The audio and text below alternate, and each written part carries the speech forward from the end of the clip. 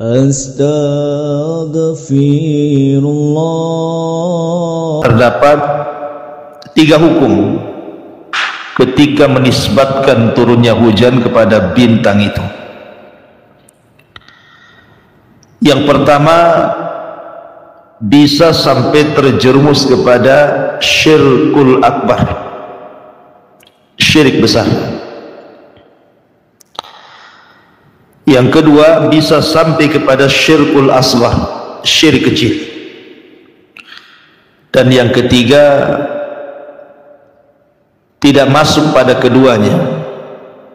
Nanti kita jelas rinciannya. Yang seperti apa yang masuk kepada syirik besar, seperti apa masuk pada syirik kecil, seperti apa yang tidak masuk pada keduanya. Yang pertama, kalau seandainya bintang-bintang itu secara zatnya adalah menurunkan hujan, seperti keyakinan sebagian orang-orang jahiliyah dan juga keyakinan sebelumnya kaumnya Nabi Ibrahim alaihi salatu wassalam, maka jelas kalau ini keyakinannya berarti dia telah menyekutukan Allah subhanahu wa ta'ala dengan bintang itu, syirik besar. Kalau seandainya bintang-bintang itulah yang mempengaruhi turunnya hujan. Karena kan biasanya Bu, di masyarakat kita ini, apalagi di malam hari, kalau nampak saja tidak ada bintang, langsung bilang pasti hujan. Kalau nampak bintang walaupun satu, tak hujan. Kenapa? Ada bintang kan itu. Nah, kalau seandainya kemudian seseorang menisbatkan hujan ini kepada bintang dan diyakini bahwa bintang itu memiliki pengaruh kepada turun dan tidaknya hujan, maka jelas ini adalah syirkul akbar, syirik besar. Tetapi kalau seandainya dia yakin yang menurunkan hujan itu Allah, bukan bintang, tetapi kemudian menasabkan sebabnya kepada bintang, maka ini syirkul asghar, atau lebih tepat disebut kufur nikmat. Kalau seandainya dia yakin Allah sih yang menurunkan hujan itu Allah, tapi sebabnya karena ada peredaran bintang, muncul tenggelamnya, gugusannya, dan begitu seterusnya, maka ini tidak sampai kepada syirik besar, tapi syirik kecil, atau disebut dengan kufur nikmat. Yang sering saya contohkan pada ibu, contohnya kalau seandainya ibu naik bus gitu ya, harusnya bus itu terjadi kecelakaan, sudah diprediksi nih pasti celaka nih karena remnya blong. Orang satu bus itu sudah khawatir gitu ya, apalagi sopirnya sudah ngasih tahu ini rem blong, akan masuk jurang, dan sudah panik tuh orang satu bus ini. Tiba-tiba dengan keahlian sang sopir, kemudian bus itu tidak masuk ke dalam jurang. Kemudian berkata orang-orang yang di bus ini, yakin bahwa yang menolong mereka, menyelamatkan mereka sehingga bus itu tidak masuk ke jurang adalah Allah. Yakin Allah yang menyelamatkan. Cuman kemudian lisannya kufur nikmat dan mengatakan kalau bukan karena Pak sopir, kalau bukan karena kehebatan Pak sopir dan kehandalannya, tentu kami sudah nyungsep di jurang. Ini sama seolah-olah kesannya lisannya mengatakan bahwa keselamatan itu karena sopir. tapi hatinya meyakini Allah yang menyelamatkan. Ini namanya kufur nikmat atau syirkul asghar, syirik kecil.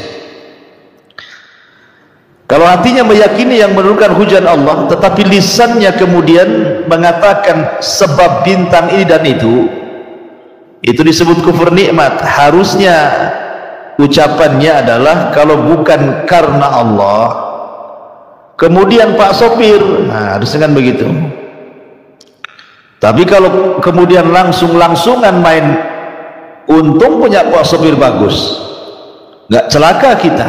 Nah, jadi lisan ini memang dalam Islam kalau menyerempet kepada kesyirikan maka keras hukumannya. Itu disebut kufur nikmatnya.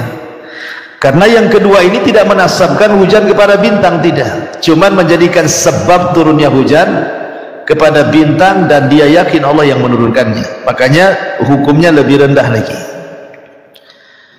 Kemudian yang ketiga yang tidak termasuk kepada dua perkara tersebut, kalau seandainya turunnya hujan itu tidak dinisbatkan kepada peredaran muncul tenggelam bertemunya bintang, atau tidak mengatakan ini sebab bintang dan itu, tetapi bertepatan dengan munculnya bintang ini turun hujan, itu tidak apa-apa. Sama dengan umpamanya turun hujan di hari Rabu, bertepatan dengan hari Rabu. Turun hujan di bulan November bertepatan di bulan. Turun hujan ketika muncul ini, ya bertepatan ketika munculnya, bukan mengatakan bahwa bintang itu yang menurunkan hujan, atau bukan karena bintang itu penyebab turunnya hujan. Nah, kalau yang ketiga tidak ada masalah, karena dalam bahasa Arabnya juga beda gitu ya. Kalau yang dilarang itu menggunakan ba al-istisqa'u bil anwa', tetapi kalau yang dibolehkan menggunakan fi itu artinya dzarfiyah, menunjukkan waktu. Al-istisqa fi al-anwa'. Taib, kita masuk pada babnya supaya lebih jelas lagi dan tidak bingung. Mu'alif rahimahullahu ta'ala kemudian menyebutkan beberapa dalil dari Al-Quran dan Sunnah Nabi Sallallahu Alaihi Wasallam. Allah Subhanahu Wa Taala berfirman, wa taj'aluna rizqakum annakum tukadzibun, dan kalian membalas rizki yang telah dikaruniakan kepadamu dengan cara mendustakannya. Al-Waqi'ah ayat 82. Dan kalian membalas rizki yang dianugerahkan Allah kepada kalian dengan mendustakannya. Harusnya kalau mendapatkan rizki dari Allah itu bersyukur dengan cara menisbatkan nikmat itu dari Allah.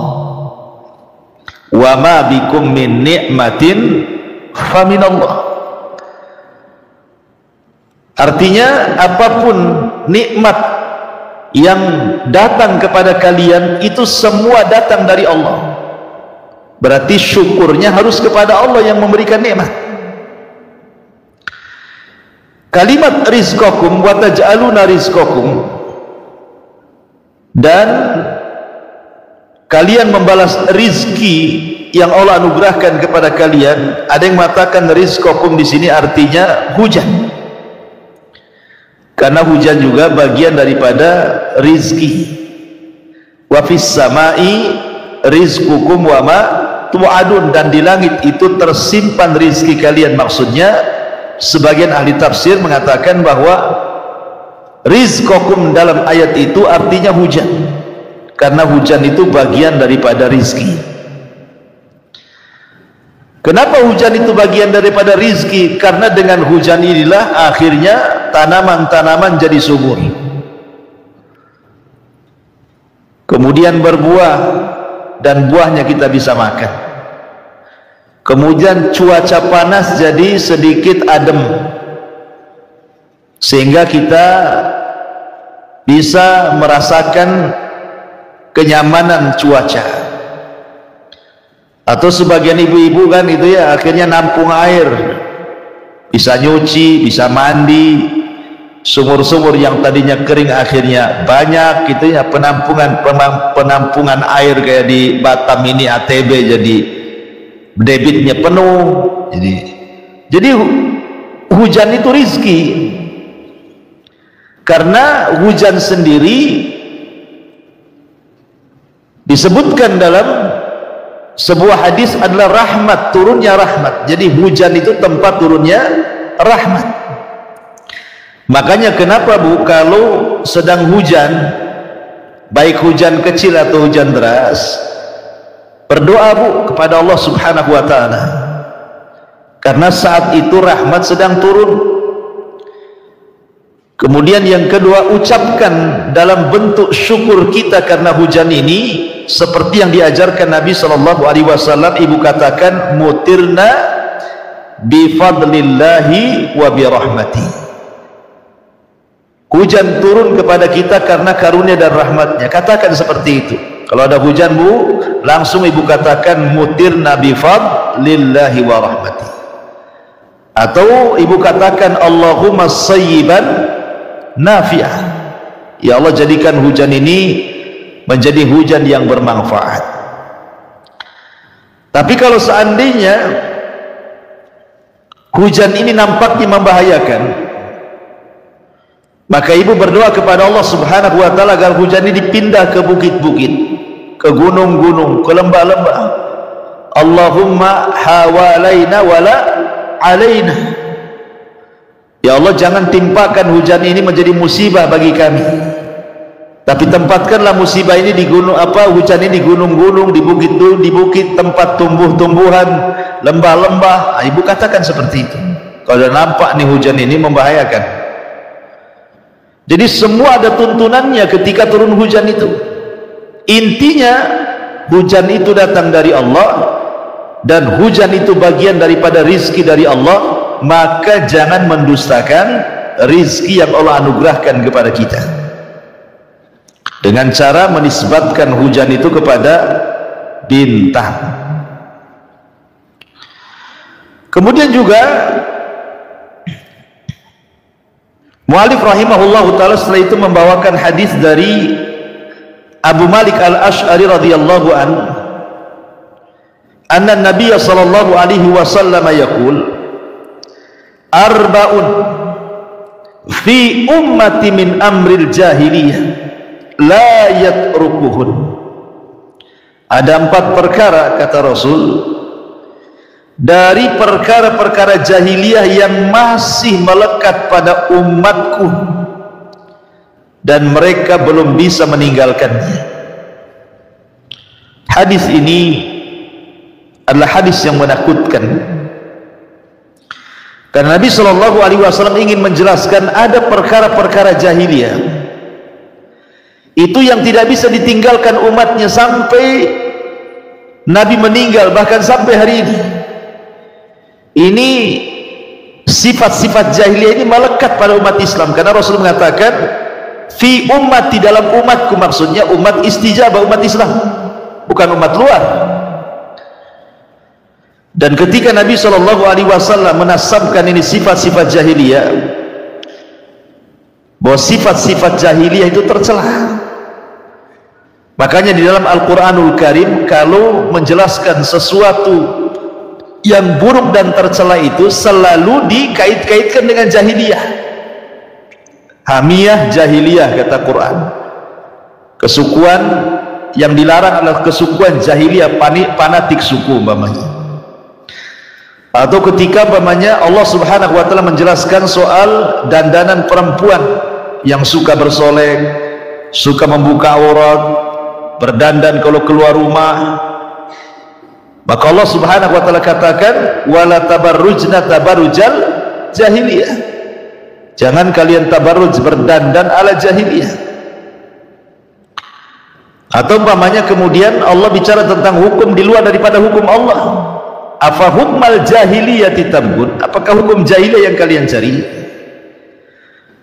Jadi Al-Quran ataupun sunnah Nabi SAW kalau sudah menyebut-nyebut jahiliyah itu berarti perbuatan itu tercela. Seperti ketika Nabi SAW mendamaikan orang Ansor dan orang Muhajirin yang hendak berperang gara-gara satu di antara mereka memukul yang lain gara-gara rebutan air, kemudian saling mengangkat suara dan hampir perang. Maka Nabi SAW mengatakan, da'uha,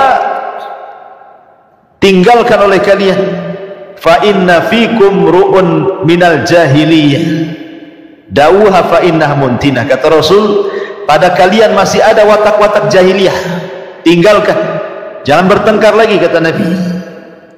Sekali lagi, kalau disebut jahiliyah berarti tercela, karena penisbatan kepada jahiliyah sendiri tidak ada orang mau. Pamannya ibu dikatakan orang jahil kan marah, walaupun pamannya ya tidak pintar-pintar amat gitu ya, tapi kalau dibilang bodoh kan tersinggung juga ya. Jahil itu kan artinya bodoh, jahiliyah itu orang-orang bodoh. Nggak ada orang yang mau disebut jahiliyah gitu. Lah ketika kemudian Rasul menisbatkan perkara ini kepada perkara jahiliyah, berarti memang perkara ini sangat dahsyat. Rasul SAW ingin menjelek-jelekan perbuatan ini, memburuk-burukkan perbuatan ini supaya manusia jangan sampai masuk kepada 4 perkara ini. Apa saja 4 perkara ini? Yang pertama kata Rasul, al-fakhru fil ahsab. Yang pertama, bangga dengan nasab. Yang kedua, wa ta'nu fil ansab. Kemudian mencela garis keturunan. Kemudian yang ketiga, ini syahidnya, wal istisqa'u bin nujum, menisbatkan hujan kepada bintang. Dan yang terakhir, yang keempat, an-niyahatu, seorang wanita yang meratap, seseorang wanita yang melakukan niyaha, ratapan ketika kena musibah. Kata Nabi SAW, an-naihatu idza lam tatub qabla mautiha tuqamu yaumal qiyamati wa 'alaiha sirbalun min qatirah wa dir'un min jarabi. Wanita-wanita yang meratap kepada mayat, jika dia tidak bertobat sebelum ajalnya, maka dia akan dibangkitkan dari kuburannya pada hari kiamat dan akan dipakaikan padanya lumuran-lumuran tembaga yang sangat panas, yang sangat busuk, yang sangat melekat di badan dan sangat membakar. Tidak cukup sampai di situ, kemudian dia dipakaikan baju besi ataupun mantel yang bercampur dengan penyakit yang sangat gatal. Itu bahasa kita mungkin penyakit kudis gitu, gatal semua, udah panas gatal gitu ya, azabnya luar biasa. Yang pertama kata Nabi SAW, al-fakhru fil ahsab. Ahsab itu artinya ke atas ya, bapak, kakek, buyut gitu ya, pokoknya sampai ke atas itu disebut ahsab. Dahulu di zaman Nabi SAW ada orang yang satu mencela nasab, yang satu bangga dengan nasab. Jadi yang satu al-fakhru fil ahsab, yang satu at-ta'nu fil ansab. Jadi dua orang ini sedang bertengkar. Yang satu mengatakan kepada kawannya, tahukah kamu siapa saya? Bangga dia, sombong. Tahukah kamu siapa saya? Kemudian dia mencela kawannya, amma anta fala ummalaka. Adapun engkau saya tahu, kamu ini turunan siapa? Kemudian yang sombong dengan nasabnya dia mengatakan, saya loh anak fulan ibnu fulan, fulan ibnu fulan, fulan ibnu fulan. Disebutkan kakek buyutnya sampai ke atas beberapa orang. dengan sangat sombongnya karena merasa mungkin kakek buyutnya mungkin orang-orang hebat, para pejabat, para pahlawan mungkinnya. Kamu tahu nggak kalau saya ini turunan raja ini, raja itu sampai ke Majapahit, atau umpamanya tahu nggak saya ini putra ini itu sampai ke Hayam Wuruk misalnya. Jadi dia bangga gitu ya, dicela kawannya. Adapun engkau pasti kamu tidak sehebat keturunan saya. Akhirnya kemudian datang Nabi SAW lewat nih. Kemudian Nabi SAW marah, ngapain kalian sombong dengan nasab dan menghina nasab orang. Kemudian Rasul menceritakan dua orang di zaman Nabi Musa, kondisinya persis seperti dua orang ini. Kata Nabi SAW, dahulu di zaman Nabi Musa ada dua orang yang bertengkar soal nasab. Yang satu mengatakan, tahukah kamu siapa saya?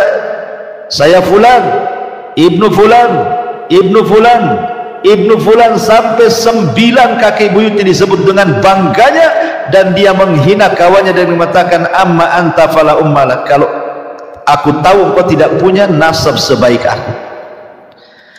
Kemudian kawannya dengan malu-malu menyebutkan nasabnya. Kalau saya si fulan, ibnu fulan, ibnu fulan, kakek ketiga dia tidak mau sebut. Akhirnya dia terdiam pada kakek kedua. Kenapa tidak mau disebut? Karena kakek ketiga kafir, bukan seorang muslim.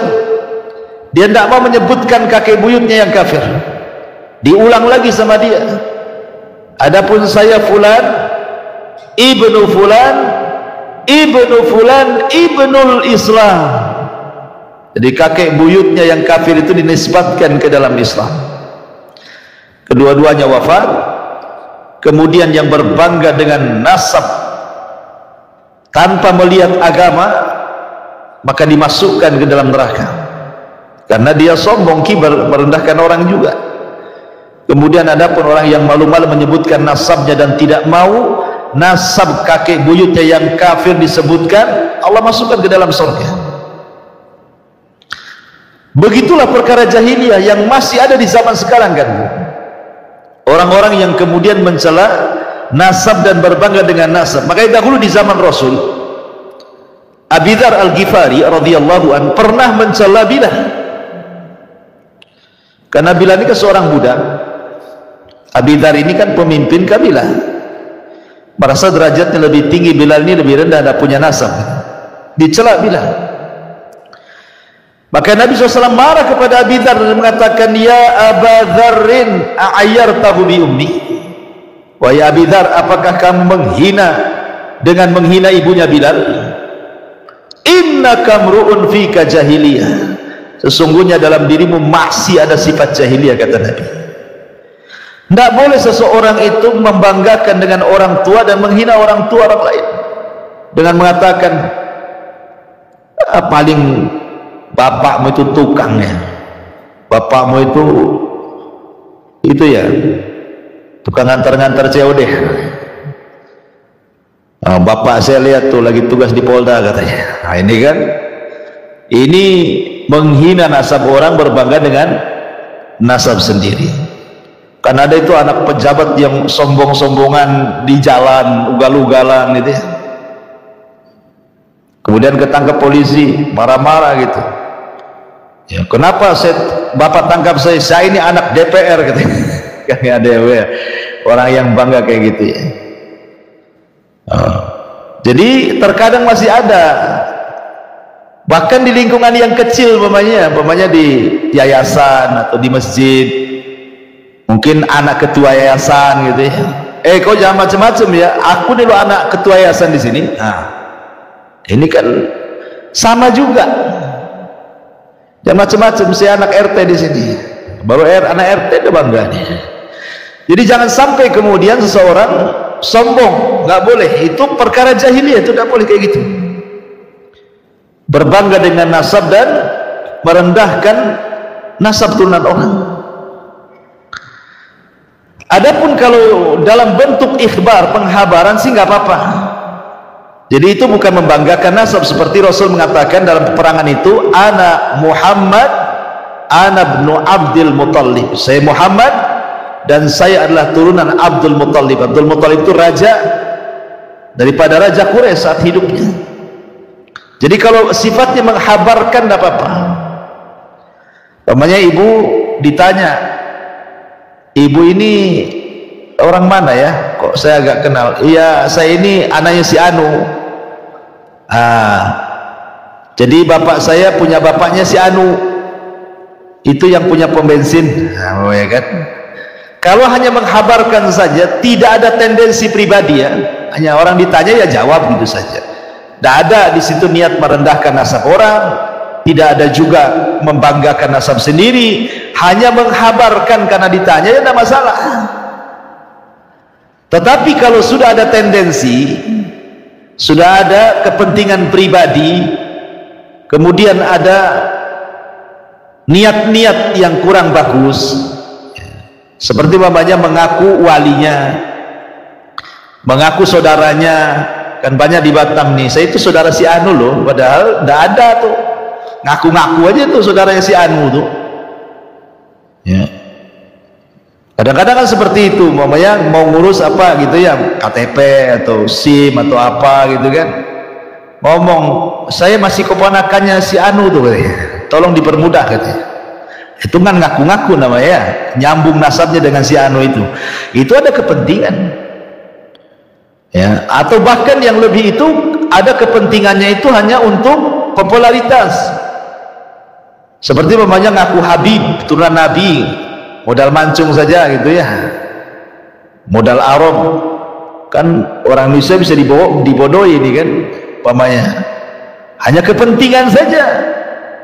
Itu nggak boleh masuk pada sabda Nabi SAW, al-fakhru fil ahsab wa ta'nu fil ansab.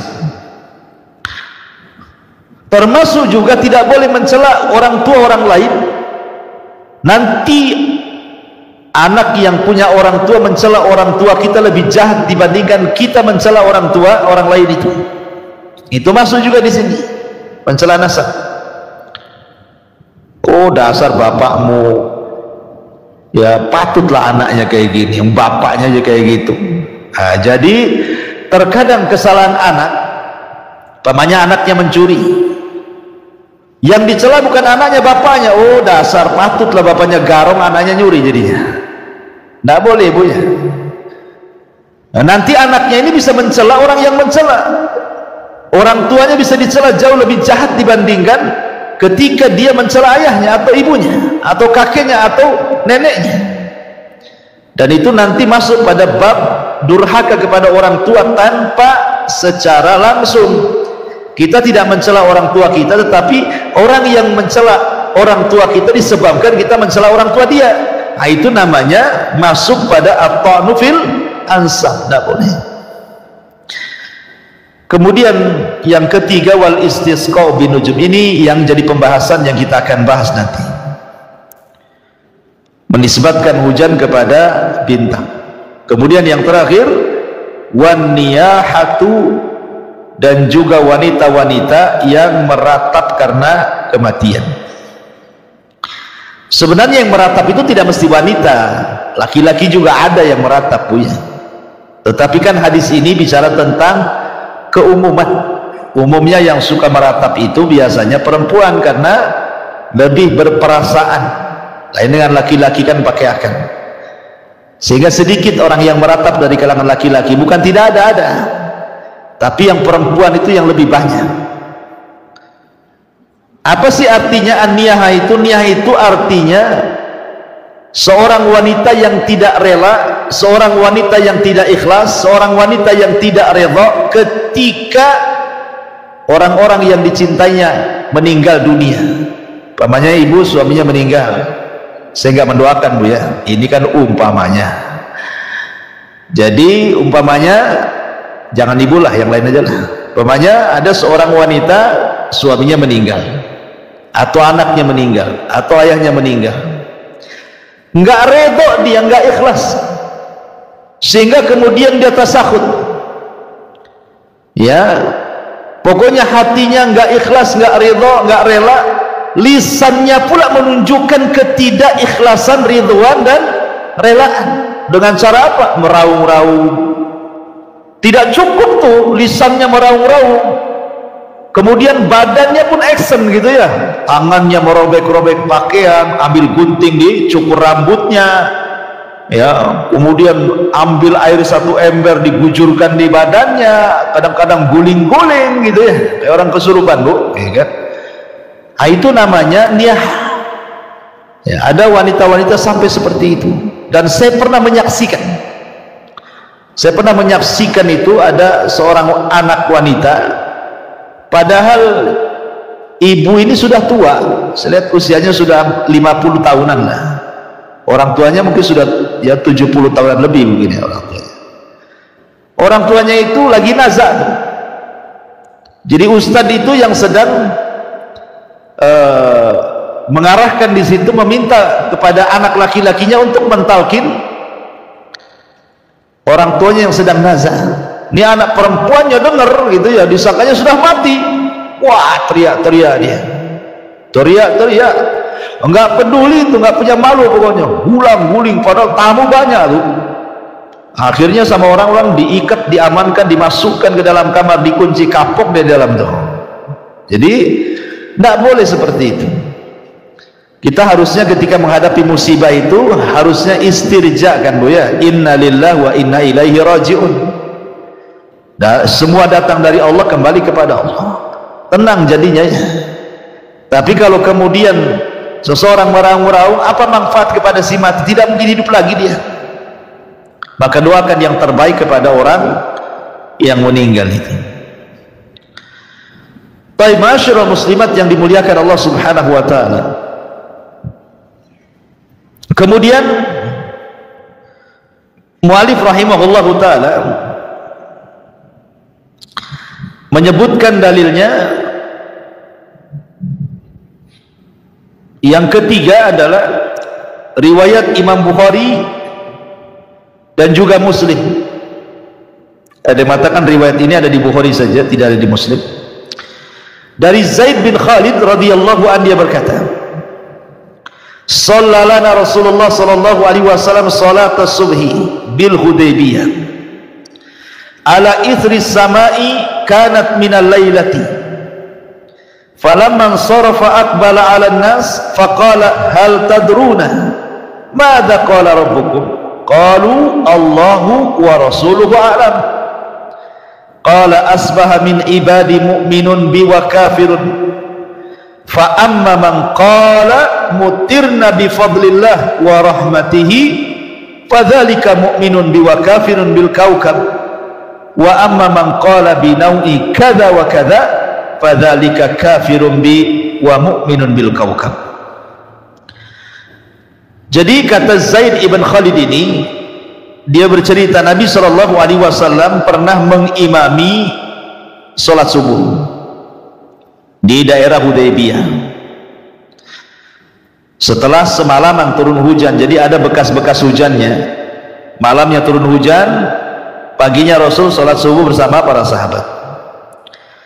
Kemudian Nabi SAW bersabda setelah sholat subuh itu, menghadap para sahabatnya dan mengatakan, tahukah kalian apa yang difirmankan Allah kepada kalian saat turun hujan? Itu maksudnya, karena kebiasaan Rasul itu kalau selepas sholat subuh terkadang nanya-nanya mimpi ya. Jadi sahabat itu ditanya sama Nabi kalau setiap sholat fajar itu, siapa yang bermimpi tadi malam gitu. Nanti sahabat menceritakan mimpinya dan Rasul mentakwilkannya. Tapi tentu mimpi-mimpi yang baik ya. Kalau mimpi jelek jangan diceritakan. Nah, salah satunya juga Rasul bertanya kepada para sahabat, tahukah kalian wahai sahabatku apa yang difirmankan Allah saat hujan? Ayo.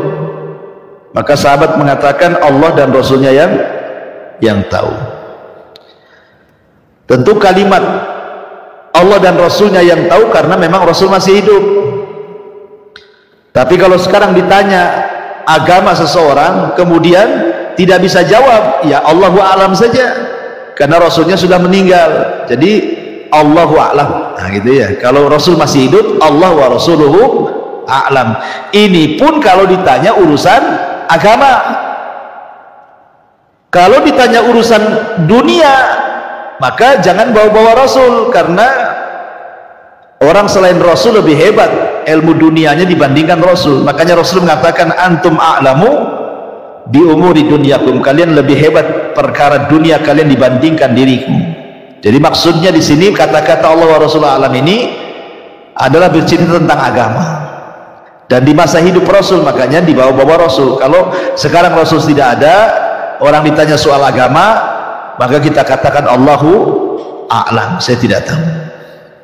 Ya, jangan pula ditanya tahu nggak rumahnya Pak Sufyan. Oh, Allah wa rasuluhu a'lam. Janganlah ibu ngomong begitu ya. Jadi tidak ada kaitannya. Jangan bilang itu, Rasulnya nggak ada, sudah meninggal. Ya bilang aja saya tidak tahu, Allahu a'lam, saya mungkin di situ mungkin. Nah, gitu kan. Ya. Baik. Maka Nabi SAW mengatakan, memberikan etika apabila turun hujan. Kata Nabi SAW, di pagi hari ada hamba-hambaku yang beriman kepadaku, tapi ada juga yang kafir. Maksudnya di pagi hari yang malamnya hujan.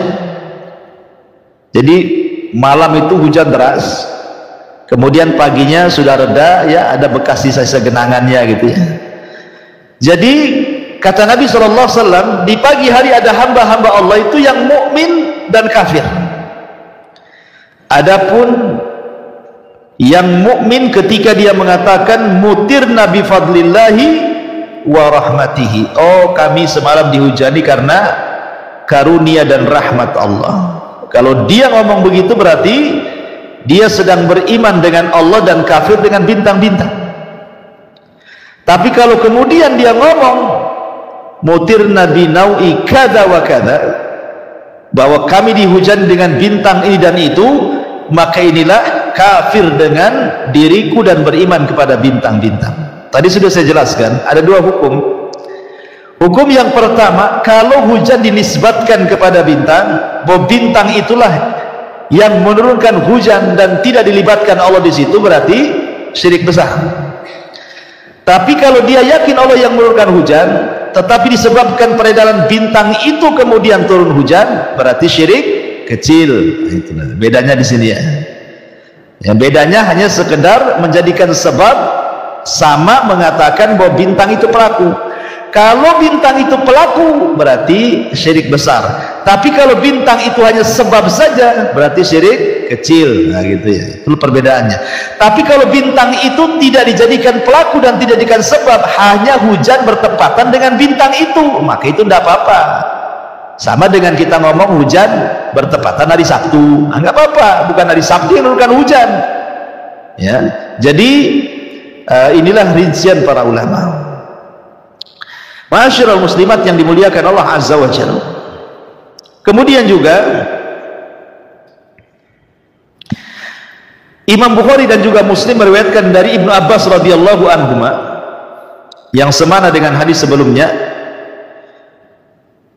Wa qala ba'duhum laqad sadaqa naw'u kadza wa kadza fa anzalallahu hadhil ayat fala uqsimu bimawaqi'in nujum wa innahu laqasamun law ta'lamuna 'adzim innahu laqur'anun karim fi kitabim maknun la yamassuhu illa al-mutahharun tanzilun mir rabbil alamin afa bihadzal hadithi antum mudhinun wa taj'aluna rizqakum annakum tukadzibun.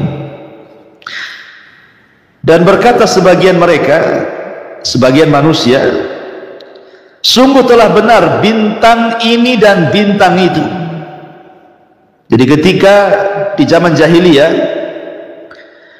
ada yang kemudian menisbatkan hujan itu kepada bintang dan mengatakan sungguh telah benar bintang itu yang menurunkan hujan, bintang ini yang menurunkan hujan, dan begitu seterusnya. Maka turunlah ayat Al-Quran membantah mereka.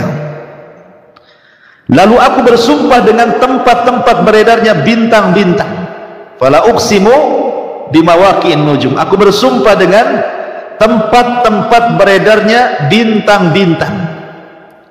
Wa innahu laqasamun law ta'lamuna 'adzim, dan sesungguhnya itu benar-benar sumpah yang besar sekiranya kamu mengetahuinya. Innahu laqur'anun karim fi kitabim maknun la yamassuhu illal mutahharun, dan ini sungguh Al-Quran yang sangat mulia dalam kitab yang terpelihara Lauhil Mahfud, tidak ada yang menyentuhnya selain hamba-hamba yang disucikan, maksudnya para malaikat. Tanzilu mir rabbil alamin, yang turun dari Rabb alam semesta. Afa bihadzal hadithi antum mudhinun, apakah kamu hendak menganggap remeh berita-berita Al-Quran ini? Wa taj'aluna rizqakum annakum tukadzibun, dan kalian menjadikan rizki yang Allah turunkan kepada kalian tiba-tiba kalian mendustakan.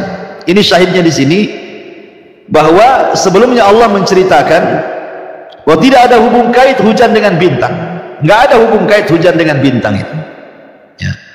Kalau seandainya ada menghubung-hubungkan kait antara hujan dengan bintang sampai mengatakan bintang itu pelaku hujan atau sebab turunnya hujan, maka itu sama dengan taj'aluna rizqakum annakum tukadzibun, menjadikan rizki Allah yang berupa hujan kalian dustakan nikmat itu, kemudian disandarkan kepada selain Allah subhanahu wa ta'ala. Ya, sering saya analogikan, Bu, kalau seandainya ibu ini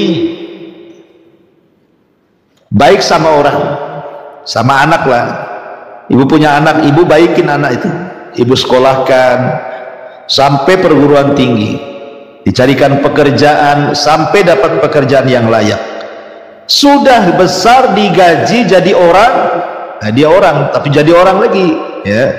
Kemudian tiba-tiba malah berbuat baik sama tetangga yang ada hubungan jasa dari kecil sampai jadi orang sukses. Kalau ngirim ke tetangganya, nanti bulan depan ngirim lagi ke tetangganya. Orang tuanya nggak pernah dikirim-kirim, Bu, yang membesarkan dia, menyekolahkan dia sampai kemudian mendapatkan pekerjaan sampai mapan.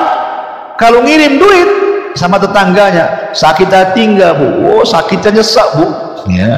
Kurang ajar anak itu. Saya yang melahirkan, saya yang biayai sekolah, saya yang carikan kerjaan, sudah mapan, tetangga pula dapat hasil, ya. Lah anak ini nggak tahu budi namanya, kan, Bu, ya. Harusnya anak ini bersyukur kepada orang tua yang membesarkannya, kan, Bu, bukan bersyukur kepada tetangganya. Lah itu namanya tidak bersyukur kepada yang telah memberikan nikmat. Lah pada manusia saja ibu bisa marah kalau terjadi pada anak seperti itu, kan. Maka mimbabil aula tentu Allah juga berhak marah untuk itu, ya. Allah marah kalau seandainya sudah dikasih hujan, kalian syukurnya sama bintang bukan kepada saya, katanya, kan marah, kan. Makanya dihukumi sebagai syirik akbar kalau seandainya kemudian bintang itu pelakunya. Tapi kalau dia hanya menjadikan sebab, ya syirik kecil. Dua-duanya syirik, dua-duanya dosa.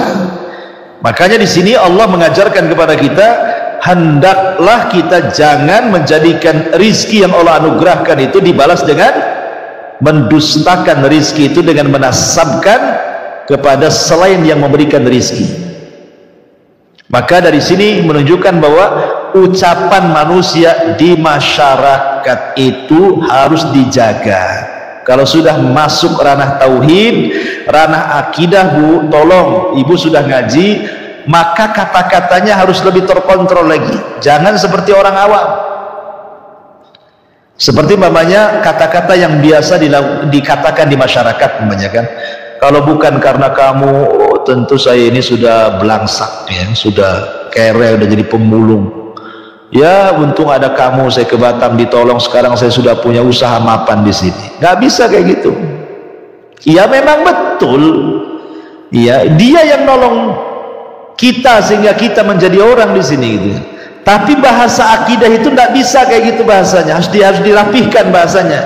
Bagaimana caranya, Bu, ngomongnya? Kalau bukan karena Allah, kemudian jangan pakai dan, Bu, ya. Kemudian kalau dan itu menyetarakan. Kalau bukan karena Allah dan kamu, itu tidak boleh. Tetapi harus pakai kemudian, kalau bukan Allah kemudian, nah gitu ya, Allah dulu kemudian kamu. Nah, tentu saya ini sudah begini begitu.